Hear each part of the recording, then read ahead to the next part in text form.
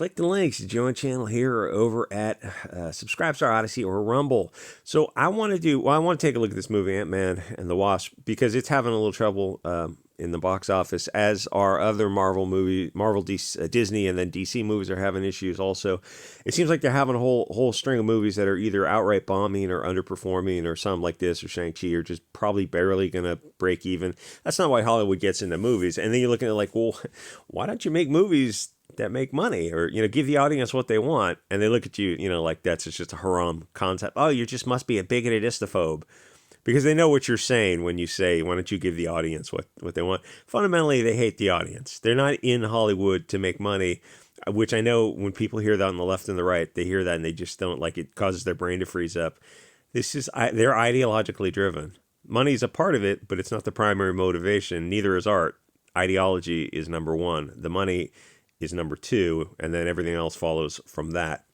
So I thought we'd take a look at movies that they're continuing to double down on, even though they know this is not the path to profitability.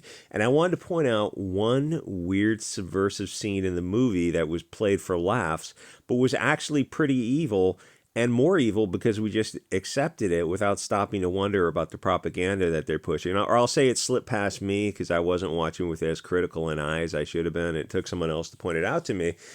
And I was kind of, it bothered me that it slipped past me a little bit. Maybe it didn't slip past you, because it shows you how effective incremental brainwashing is when if you're not watching this stuff critically. You gotta watch this stuff critically.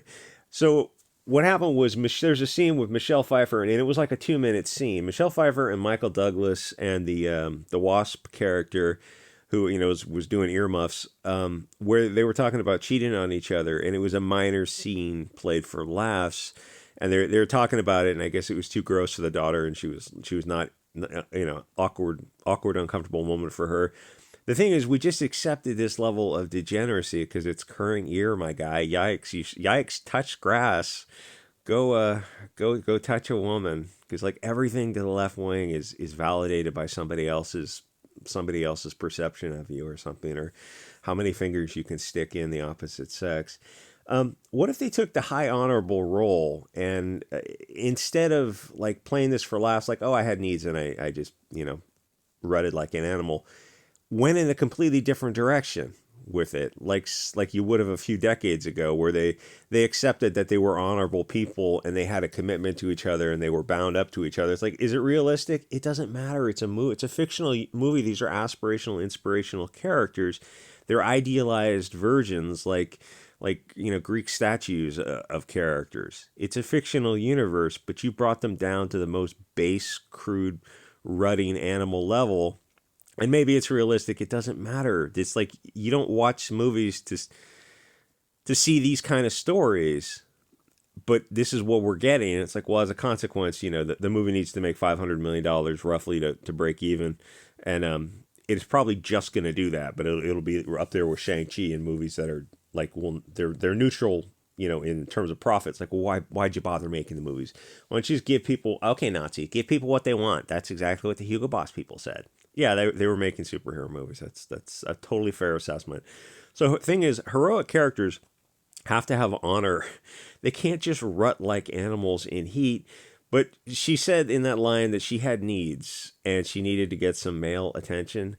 This isn't the real world. These are superheroes. Wouldn't you have more respect for both of them if they had remained faithful? Like, it's not even being faithful to each other so much, but honoring themselves.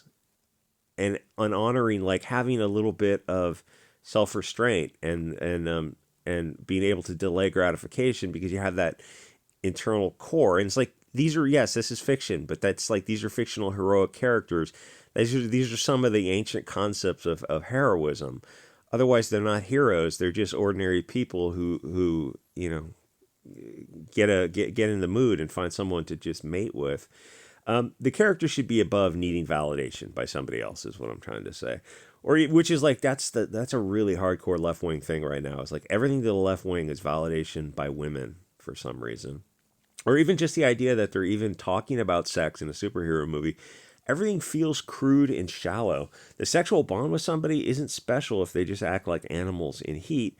And obviously, this is all deeper than one stupid movie in what is rapidly becoming a stupid genre. I mean, yes, it was always stupid, but at least it was stupid fun if you compare it to some of the earlier stuff.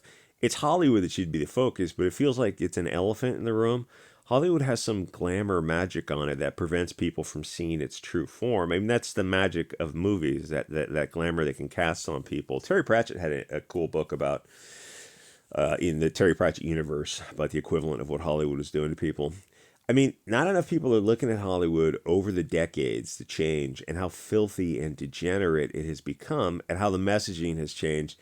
It's as if people have kind of given up and accepted the decline. Isn't that what iHypocrite says? To speak up about this now is a far-right dog whistle, which is fine because when you look at who is calling you that, it's kind of meaningless. Far right apparently means not abusing kids and trying to elevate the role of the family and blood tribalism. Those are all far right dog whistles. It's like, okay, challenge accepted, but sign us up for that. It's weird how clean, safe neighborhoods. How horrible! What a horrible concept. Bigots. It's weird how the scene in the movie slipped by me. Only later somebody pointed it out to me. As like people point stuff out in the comments to me all the time, and sometimes it takes me 2 days of dog walking, and I'll think over a comment that I didn't really get, and then it takes like 2 days, and then it clicks because it's in the back of my mind. Like a comment will stick with me because I didn't quite understand it, and I keep going over and over it. And then finally it clicks, and like two days later I'll make a video when I think I've understood it.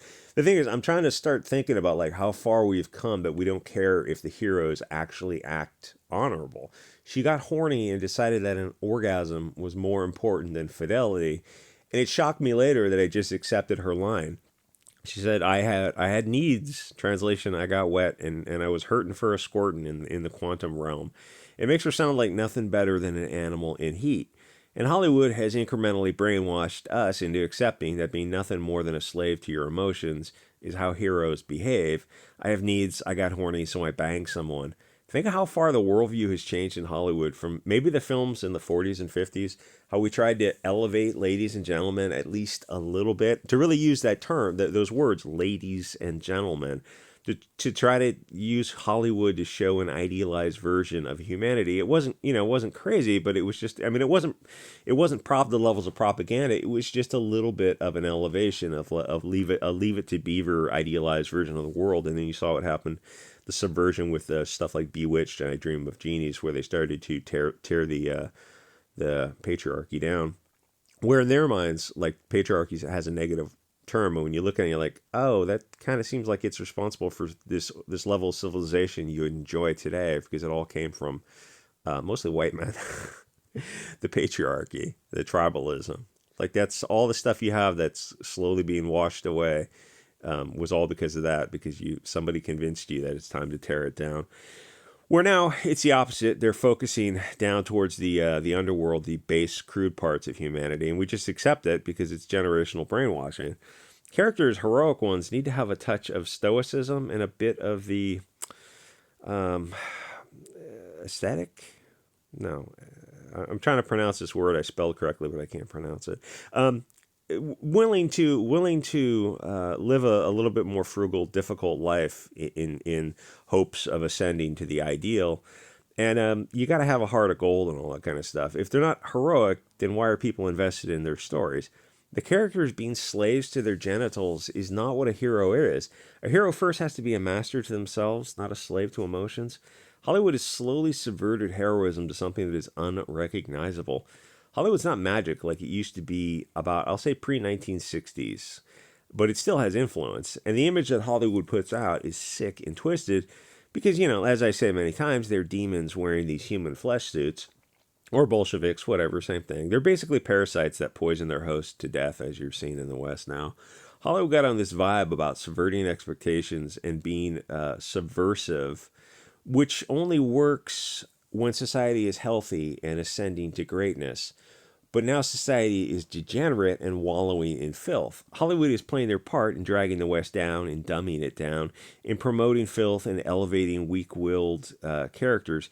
A whore isn't a hero. It's the same reason an obese character can't be a hero, because they're not in control of their own emotions. And God, what was the Eternals? That was another movie that didn't quite make sense. So they're super advanced space robots but one has got a disability and the other is obese. Tell me how that works out. That's your idealized form as an advanced space robot? None of that makes sense. It's like, well, that movie probably lost $100 million.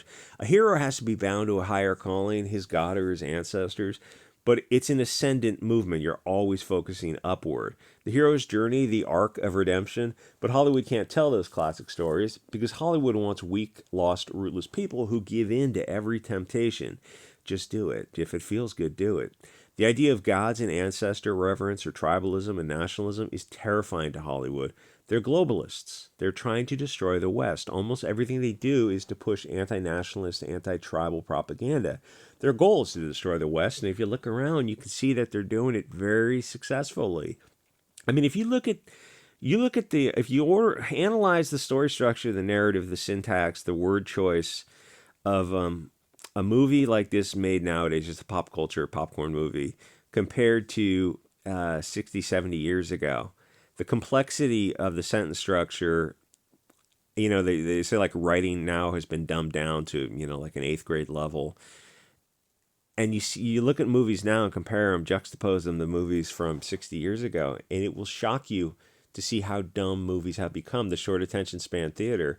If you try to watch an old movie, I watch a lot of old movies on Odyssey and other sites like that. They have such a slower pace that you have to just kind of get back into that slow pace of storytelling where everything now is, they're not telling a story. It's like everything is the Transformers of movies, where it's the Megan Fox running through the desert with the boobs jiggling and explosions, CGI explosions all around her. Like that's what you see in movies now, where it doesn't have to have verisimilitude. The characters can all be swapped out and they can be these shallow, petty characters because it doesn't matter. It's all just CGI and explosions. Where, to be fair, the credit, at least Transformers managed to pull it off. I will say that Shia LaBeouf guy did a pretty good job in Transformers. He's like unlikable in a likable way. It kind of grows on you, kind of weirdly. The thing is, the propaganda is so prevalent that half the time you're just not catching it all unless you've really got the They Live glasses on all the time and you're constantly looking on it. So the one scene where Michelle Pfeiffer was talking about how she has needs and that's a huge piece of propaganda. This adult woman was reminiscent about how she needed cummies in her tummies in the quantum realm, so she found some guy to bend over for. And the whole thing is played lightly, but it's actually way more important than that 2-minute scene told it. Oh my God, touch grass, just let people enjoy things. No, because that not pushing back on globalist propaganda is what got us here. So I think it's very, very important to start pushing back on this. They have a narrative they push out. They don't want you to counter the narrative or shine a light on it, and that we absolutely have to do it. It says a lot about how the vermin in Hollywood are trying to portray what should be a heroic lady as someone who just needed to come. Yeah, that might be what many humans are, but that's not what a hero is. Does Superman go away on a mission and explain that he had needs? That doesn't make sense. It takes the honor away from the characters. So why exactly are we invested in these characters? Well, these characters aren't the comic book characters. They're some degenerate perverts Hollywood view of how much subversion and corruption they can put into a movie that the audience will accept. And for whatever reason, the audience is starting to dip out because at least in this genre, this stuff is not selling like it used to sell. Because even Wakanda had a big opening weekend, but then after that it fell off a cliff, and this fell off a cliff too. And it's probably going to cross over into profitability, but it's a far cry from what earlier movies in the sequence were doing. Anyway, like, comment, subscribe. I'll see you guys all next episode.